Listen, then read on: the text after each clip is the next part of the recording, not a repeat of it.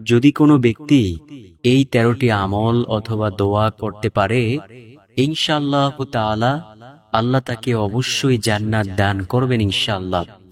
নবীজি সাল্লাল্লাহু আলাইহি ওয়াসাল্লাম বলেন, ও আমার উম্মতেরা শোনো, তোমরা বেশি বেশি আমল করার চেষ্টা করো, কারণ আমলের বিনিময়ে আল্লাহ তোমাদেরকে জান্নাত দান করবেন। প্রিয় দর্শক, নবীজি সাল্লাল্লাহু আলাইহি ওয়াসাল্লাম এই 13টি আমল ও দোয়া প্রতিদিন করতেন।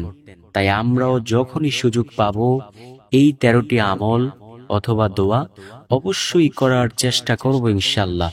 তাই আমার বিশ্বাস, যে ব্যক্তি নবীজি সাল্লাল্লাহু আলাইহি ওয়াসাল্লামকে অনেক বেশি ভালোবাসে, আল্লাহ তাআলাকে ভয় করে, দ্বীন ইসলামকে অনেক বেশি ভালোবাসে, সে আজকের ভিডিওটি সম্পূর্ণ দেখবে। এইখান থেকে প্রতিটি আমল ও দোয়াকে সে সুন্দরভাবে শিখবে, পরবর্তীতে নিয়মিত এই দোয়া ও আমলগুলো অবশ্যই করবে ইনশাআল্লাহ। তো চলুন প্রিয় দর্শক, একে একে প্রত্যেকটি আমল ও দোয়ার সাথে আপনাদেরকে পরিচয় করিয়ে দেই। 1 নাম্বার যে আমলের কথা বলবো, নবীজি সাল্লাল্লাহু আলাইহি ওয়াসাল্লামের সামনে একজন এতিম বসা ছিলেন। নবীজি ওই এতিমকে অনেক আদর যত্ন করতেছিলেন। সাহাবে কেরামকে উদ্দেশ্য করে বলেন, ও সাহাবে কেরাম, তোমরা কি জানো এতিমের মাথায় হাত বুলাইলে আল্লাহ কত সওয়াব দান করেন? সাহাবে কেরাম রাদিয়াল্লাহু তাআলা আলাইহিম আজমাইন বলেন, না, আমরা জানি না, আল্লাহ ও তার রাসূল সাল্লাল্লাহু আলাইহি ওয়াসাল্লামই ভালো জানেন। নবীজি সাল্লাল্লাহু আলাইহি ওয়াসাল্লাম বলেন, ও আমার সাহাবীরা শোনো, কোনো ব্যক্তি যদি এতিমকে কাছে পায়, ওই এতিমের মাথায় যদি একটু হাতটা বুলিয়ে দেয়, ওই হাতের নিচে যতগুলো চুল থাকবে তত পরিমাণ সওয়াব আল্লাহ সেই মানুষকে দান করবেন। সুবহানাল্লাহ, আল্লাহু আকবার। তো প্রিয় দর্শক, 1 নাম্বার আমল আমরা কি পাইলাম? যদি আমরা কোনো এতিমকে কাছে পাই, তার মাথার মধ্যে একটু হাত বুলিয়ে তাকে আদর করে দেব। নবীজি বলেছেন, ওই হাতের নিচে যতগুলো চুল থাকবে তত পরিমাণ সওয়াব আল্লাহ অবশ্যই দান করবেন। সুবহানাল্লাহ। 2 নম্বরে যে আমলের কথা বলবো, সে আমলটি অনেক দামি একটি আমল। নবীজি সাল্লাল্লাহু আলাইহি ওয়াসাল্লাম যখন মেরাজে গেলেন মহান মালিকের সাথে কথা বলতে, তখন রব্বুল আলামিনের হুকুমে জিবরাইল আলাইহিস সালাম তাকে ঘুরে ঘুরে জান্নাত দেখাইলেন। নবীজি সাল্লাল্লাহু আলাইহি ওয়াসাল্লাম দেখলেন জান্নাতের মধ্যে একজন ব্যক্তি আনন্দে ঘুরে বেড়াচ্ছে। নবীজি জিবরাইল আলাইহিস সালামকে ডেকে ডেকে বললেন, ও জিবরাইল, এই ব্যক্তি কি এমন আমল করেছে যে আমলের কারণে আল্লাহ তাকে এমন সম্মান দিয়েছেন, সে জান্নাতের মধ্যে এমন হেসে খেলে ঘুরে বেড়াচ্ছে? জিবরাইল আলাইহিস সালাম বলেন, ও নবী, সে দুনিয়ায় যখন বেঁচে ছিল তখন সে রাস্তা দিয়ে হাঁটছিল। সে রাস্তা দিয়ে হাঁটার সময় একটি খেজুরের ডাল রাস্তায় পড়ে থাকতে দেখেছিল। এটা শেষ রাস্তা থেকে সরিয়ে দিয়েছিল মানুষের চলাচলে কষ্ট হবে এই কথা ভেবে। আর এই ছোট্ট আমলটাকে রব্বুল আলামিন এতটাই পছন্দ করেছেন যে আল্লাহ সুবহানাহু ওয়া তাআলা এই আমলের বরকতে তাকে জান্নাত দান করেছেন। সুবহানাল্লাহ, আল্লাহু আকবার। নবীজি সাল্লাল্লাহু আলাইহি ওয়াসাল্লাম বলেন, ও আমার উম্মতেরা শোনো, তোমরাও যখন রাস্তা দিয়ে হাঁটবে, যদি কোনো কষ্টদায়ক বস্তু রাস্তায় পড়ে থাকতে দেখো, অবশ্যই সেটা রাস্তা থেকে সরিয়ে দেবে। ইনশাআল্লাহ আল্লাহ তোমাকেও এমন মর্যাদা দান করে দিলেও দিতে পারেন ইনশাআল্লাহ। আমরা যখন রাস্তা দিয়ে হাঁটি, কত কষ্টদায়ক বস্তু পড়ে থাকতে দেখি। খেজুরের ডাল পড়ে থাকে, গাছের ডাল পড়ে থাকে, কাটা পড়ে থাকে, অথবা ইটের টুকরা পড়ে থাকে। এগুলো যদি রাস্তা দিয়ে যাওয়ার সময় সরিয়ে দেই, অবশ্যই রব্বুল আলামিন আমাদেরকেও এমন মর্যাদা দান করে দিলেও দিতে পারেন। 3 নাম্বার যে আমলের কথা বলবো, নবীজি সাল্লাল্লাহু আলাইহি ওয়াসাল্লামের সামনে কিছু সাহাবে কেরাম বসা ছিল। নবীজি সাল্লাল্লাহু আলাইহি ওয়াসাল্লাম ওই সাহাবীদেরকে ডেকে ডেকে বলল, আমি তোমাদেরকে এমন একটি আমলের কথা বলতেছি, যে আমল করলে তোমরা 10 বার কোরআন সম্পূর্ণ খতম করার সমান সওয়াব পাইবে। সাহাবে কেরাম তো ছিল আমলের জন্য পাগল পারা। সাহাবে কেরাম বলল, ইয়া রাসূলুল্লাহ সাল্লাল্লাহু আলাইহি ওয়াসাল্লাম, বলুন কোন সে আমল? নবীজি সাল্লাল্লাহু আলাইহি ওয়াসাল্লাম বলেন, শোনো, যদি কোনো ব্যক্তি সূরাতুল ইয়াসিন একবার পাঠ করে, আল্লাহ রাব্বুল আলামিন তাকে সম্পূর্ণ কুরআনুল কারীম 10 বার খতম করার সমান সওয়াব দিবে। সুবহানাল্লাহ, আল্লাহু আকবার। যদি কোনো ব্যক্তি সূরাতুল ইয়াসিন 2 বার পাঠ করে, আল্লাহ রাব্বুল আলামিন তাকে সম্পূর্ণ কুরআনুল কারীম 20 বার খতম করার সমান সওয়াব দিবে। যদি কোনো ব্যক্তি 3 বার পাঠ করে, সম্পূর্ণ কুরআনুল কারীম 30 বার খতম করার সমান সওয়াব পেয়ে যাইবে। সুবহানাল্লাহ। তো প্রিয় দর্শক, এই আমল সম্পর্কে আমরা কি জানলাম? যদি কোনো ব্যক্তি সূরাতুল ইয়াসিন মাত্র একবার পাঠ করে, আল্লাহ তাকে 10 বার কুরআনুল কারীম খতম করার সমান সওয়াব দিবে।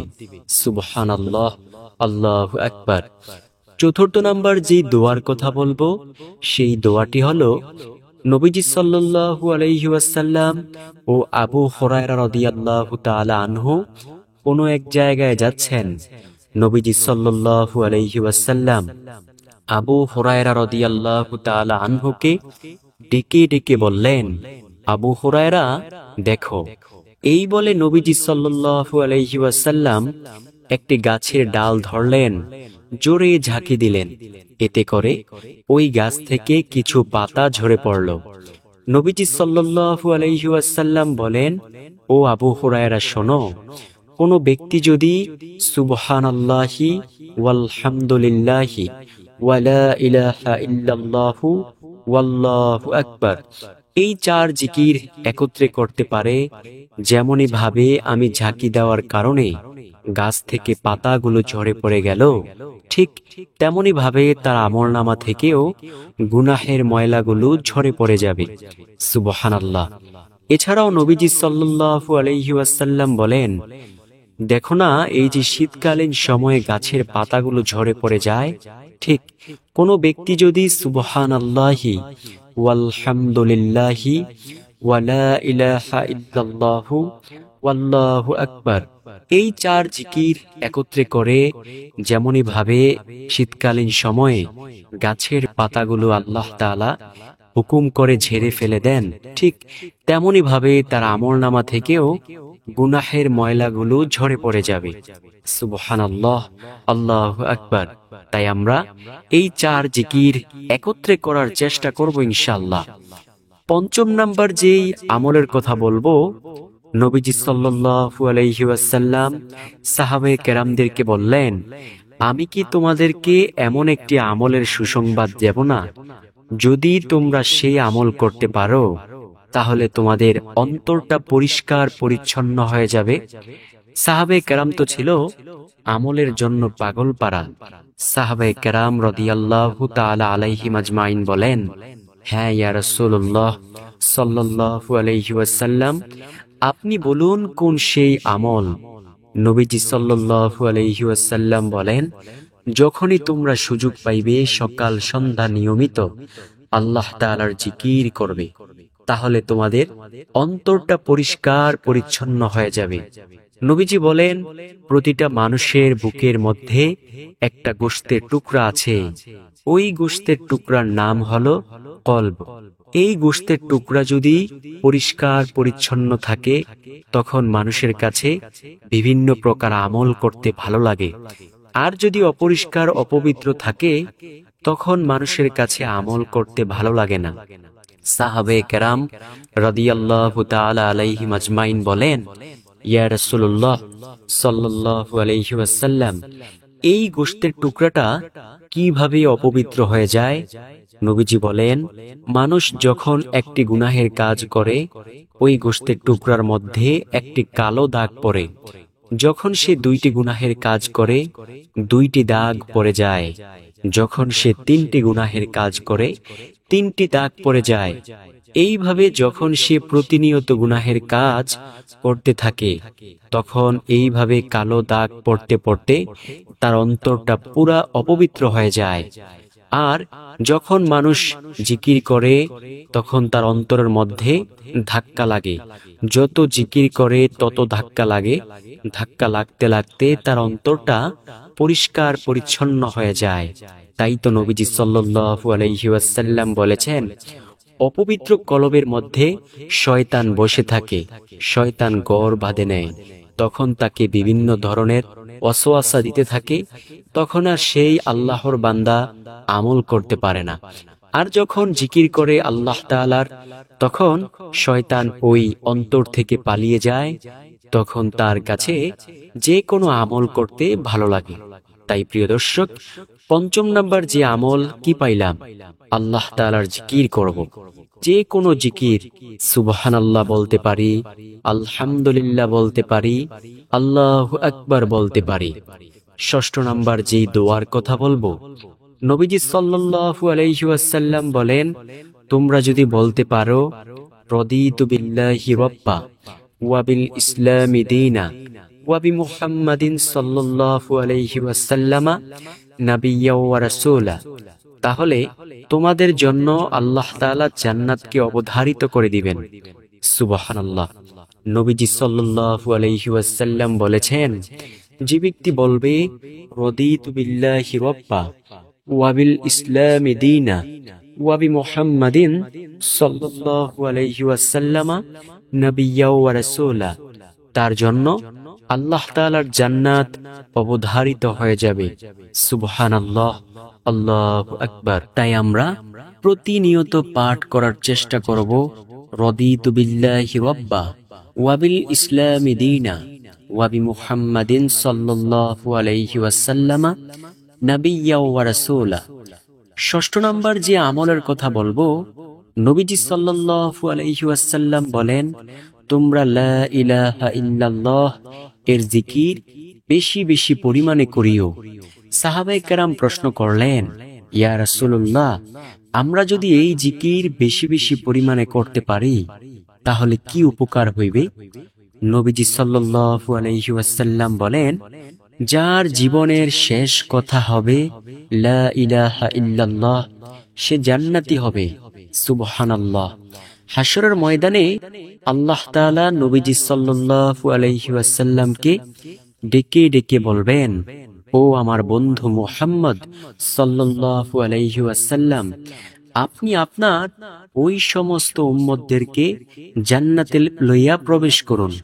নবীজি সাল্লাল্লাহু আলাইহি ওয়াসাল্লামকে আল্লাহ তাআলা বলবেন, আপনি আপনার ওই সমস্ত উম্মতদেরকে সাথে লইয়া জান্নাতে প্রবেশ করুন, যে তার জীবদ্দশায় লা ইলাহা ইল্লাল্লাহ বলেছে এবং এর উপর ঈমান এনেছে। সুবহানাল্লাহ। তাই আমরা হাঁটতে, চলতে, উঠতে, বসতে এই জিকির বেশি বেশি পরিমাণে করার মতো চেষ্টা করব ইনশাআল্লাহ। নবী মূসা আলাইহিস সালাম আল্লাহ তাআলাকে ডেকে ডেকে বলতেছেন, ও আল্লাহ, আপনি আমাকে এমন একটি কালিমা অথবা বাক্য শিক্ষা দেন না, যাতে আমি সেই বাক্য দিয়ে আপনাকে ডাকতে পারি। আল্লাহ বলেন, ও নবী মূসা, তুমি বলো লা ইলাহা ইল্লাল্লাহ। নবী মূসা আলাইহিস সালাম বললেন, আল্লাহ, আমি চাইলাম আপনার নিকট দামি একটি বাক্য, আর আপনি এমন ছোট্ট একটি বাক্যের কথা বললেন। আল্লাহ তাআলা বলেন, ও নবী মূসা, তুমি এই বাক্যটাকে ছোট মনে করিও না।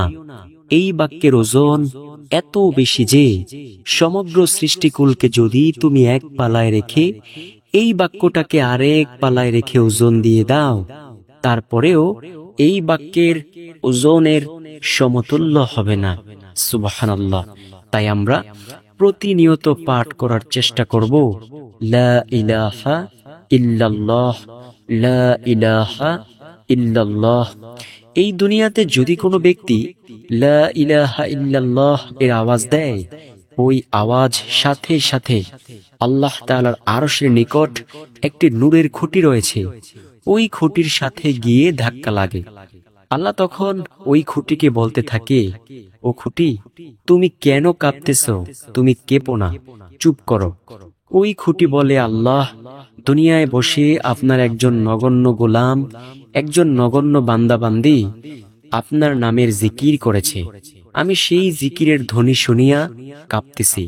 আপনি যতক্ষণ পর্যন্ত তাকে ক্ষমা না করবেন ততক্ষণ পর্যন্ত আমি শুধু কাঁপতেই থাকব। আল্লাহ তখন বলেন, ও খুঁটি, যাও, আমি তাকে ক্ষমা করে দিলাম। সুবহানাল্লাহ, আল্লাহু আকবার। তারপরের যেই আমলের কথা বলবো, নবীজি সাল্লাল্লাহু আলাইহি ওয়াসাল্লাম বলেন, কোন ব্যক্তি যদি প্রত্যেক ফরজ নামাজের পর আয়াতুল কুরসি পাঠ করে, তার জান্নাতে যাওয়ার জন্য কোনো বাধা থাকে না, শুধু একটা বাধাই থাকে, সেটা হলো মৃত্যু। যখনই সে মৃত্যুবরণ করবে সাথে সাথেই আল্লাহর জান্নাতে চলে যাবে। সুবহানাল্লাহ।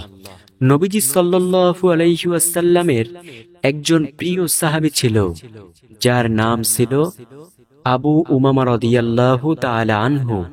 নবীজির ওই প্রিয় সাহাবী বলেন, নবীজি সাল্লাল্লাহু আলাইহি ওয়াসাল্লাম বলেছেন, যে ব্যক্তি প্রত্যেক ফরজ নামাজের পর আয়াতুল কুরসি পাঠ করবে, তার জান্নাতে যাওয়ার জন্য কোনো বাধা থাকে না, শুধু একটা বাধাই থাকে, সেটা হলো মৃত্যু। যখনই সে মৃত্যুবরণ করবে তখনই সে আল্লাহর জান্নাতে চলে যাবে। অষ্টম নাম্বার যে দোয়ার কথা বলবো, নবীজি সাল্লাল্লাহু আলাইহি ওয়াসাল্লাম বলেন, তোমরা বলিও, রব্বানা যালামনা আনফুসানা ওয়া ইল্লাম তাগফির লানা ওয়া তারহামনা লানাকুনান্না মিনাল খাসিরিন। আল্লাহ তাআলা এই দোয়াটাকে অনেক বেশি পছন্দ করেছেন, যেহেতু আদম আলাইহিস সালাম ও আম্মাজান হাওয়া আলাইহাস সালাম এই দোয়া বেশি বেশি পরিমাণে পাঠ করেছেন।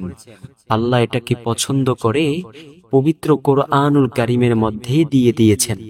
তাই আমরা যদি এই ইস্তিগফার সম্পর্কিত দোয়াটাকে বেশি বেশি পরিমাণে পাঠ করতে পারি, আল্লাহ আমাদের গুনাহগুলো অবশ্যই ক্ষমা করে দেবেন ইনশাআল্লাহ, ইনশাআল্লাহ। নবম নাম্বার যে আমলের কথা বলবো, সে আমলটি হলো, নবীজি সাল্লাল্লাহু আলাইহি ওয়াসাল্লাম বলেন, তোমরা দান সদকা বেশি বেশি পরিমাণে করিও। শোনো, সদকা করলে, দান করলে তোমাদের বিপদ আপদ আল্লাহ দূর করে দিবেন। হাসরের মাঠে আল্লাহ তাআলা কিছু বান্দাবান্দীদেরকে বলবেন, ও বান্দাবান্দি, আমি তোমার ঘরের দরজায় গিয়ে কিছু ভাত চেয়েছিলাম, কিছু চাল চেয়েছিলাম, কিছু টাকা পয়সা চেয়েছিলাম, তুমি আমাকে দাও নাই। কেন দাও নাই? তুমি যদি সেদিন দিতে, তাহলে তুমি আজকে আমাকে পেয়ে যাইতে। বান্দাবান্দি বলবে, আল্লাহ, আপনি তো দুনিয়াতে আমাদের ঘরের সামনে যান নাই, আপনাকে তো আজও পর্যন্ত আমরা দেখিই নাই। আল্লাহ বলবেন, ও বান্দাবান্দি, দেখো অমুক দিন একজন গরিব আমার বান্দা তোমার ঘরের দুয়ারে গিয়ে দাঁড়িয়েছ, তুমি তাকে কিছু দাও নাই, তো সেদিন যদি তুমি তাকে দিতে, তাহলে আজকে তুমি আমাকেই পেয়ে যাইতে। সুবহানাল্লাহ। তাই নবীজি সাল্লাল্লাহু আলাইহি ওয়াসাল্লাম বলেন, দান সদকা বেশি বেশি পরিমাণে করিও। দশম নাম্বার আমল হলো, সূরাতুল ইখলাস 3 বার পাঠ করলে সম্পূর্ণ কুরআনুল কারীম খতম করার সমান সওয়াব পাওয়া যায়। 11 নাম্বার আমল, সুবহানাল্লাহ জিকির করা। যে ব্যক্তি সুবহানাল্লাহ একবার বলবে, আল্লাহ রাব্বুল আলামিন তাকে এমন সওয়াব দান করবেন যে 7 আসমান ও 7 জমিনের মধ্যবর্তী যত ফাঁকা জায়গা আছে সব জায়গাগুলো আল্লাহ নেক দ্বারা পরিপূর্ণ করে দিবেন। তারপরের যেই 12 নাম্বার আমলের কথা বলবো, নবীজির প্রতি যে কোনো একটি দরুদ পাঠ করবেন সাল্লাল্লাহু আলাইহি ওয়াসাল্লাম। সবচেয়ে সংক্ষিপ্ত দরুদ, এটা চাইলে আপনারা পাঠ করতে পারেন। প্রিয় দর্শক, হাঁটতে চলতে উঠতে বসতে সাল্লাল্লাহু আলাইহি ওয়াসাল্লাম এই দরুদ অবশ্যই পাঠ করব ইনশাআল্লাহ, ইনশাআল্লাহ। সর্বশেষ নাম্বার যেই আমলের কথা বলবো, সে আমল সম্পর্কে নবীজি সাল্লাল্লাহু আলাইহি ওয়াসাল্লাম বলেন, তোমরা বেশি বেশি পরিমাণে আলহামদুলিল্লাহ জিকির করিও। আলহামদুলিল্লাহ জিকির করলে আল্লাহ তোমাদের নেয়ামত আরো বেশি পরিমাণে বাড়িয়ে দিবেন ইনশাআল্লাহ। তো প্রিয় দর্শক, বুঝতে পেরেছেন আমলগুলো কত পরিমাণে দামি। আসুন এই 13টি আমল সব সময় করে আল্লাহর কাছ থেকে জান্নাতকে চেয়ে নেই। ভালো লাগলে ভিডিওটি আপনাদের যারা প্রিয়জন আছে তাদের কাছে অবশ্যই বেশি বেশি পরিমাণে শেয়ার করতে ভুলবেন না। ভালো থাকুন, সুস্থ থাকুন। আসসালামু আলাইকুম।